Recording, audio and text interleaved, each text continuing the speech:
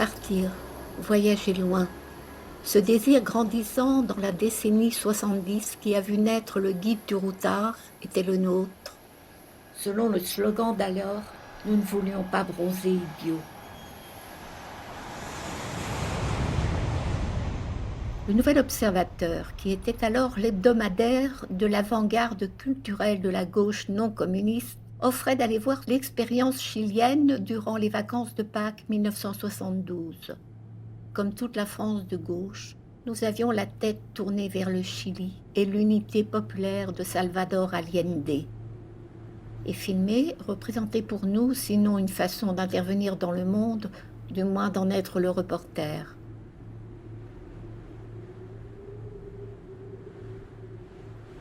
J'étais éblouie d'être là, au-dessus de la cordillère des Andes.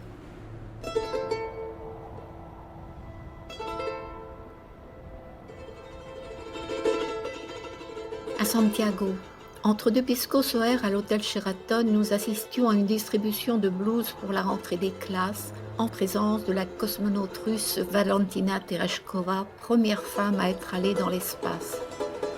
Nous visitions des usines nationalisées.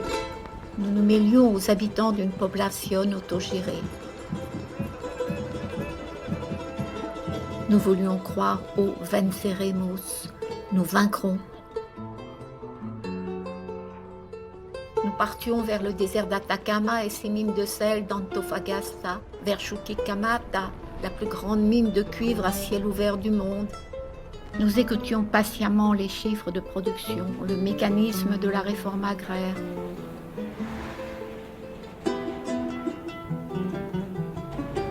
Le moment du voyage qui nous a donné le sentiment d'être animés dans l'histoire en train de se faire, c'est celui où, autorisés à visiter le palais présidentiel de la Moneda, nous avons vu Allende sortir de son bureau.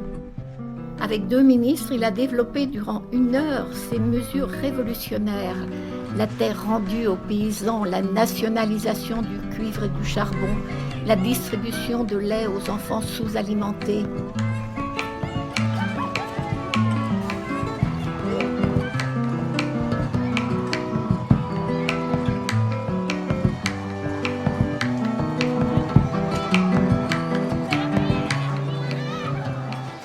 Nous n'avions pas le sentiment de filmer la misère, parce que celle-ci était devenue le combat d'un président et de son gouvernement.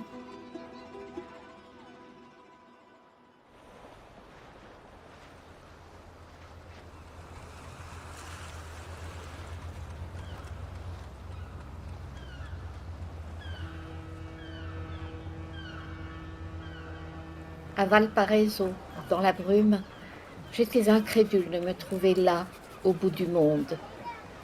Je sentais aussi que ce voyage au Chili était en train de bouleverser quelque chose dans ma vie, de m'obliger à me rappeler la promesse que je m'étais faite à 20 ans.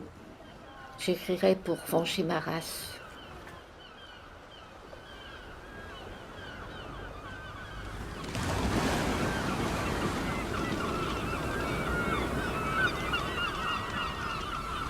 Un an et demi plus tard, l'Espérance était morte, la Moneda bombardée, Allende assassiné, Pinochet et une junte militaire au pouvoir avec l'aval de Washington. Le Figaro et les autres journaux de droite ne cachaient pas leur exultation. Les images que nous avions rapportées étaient celles d'un pays qui n'existait plus.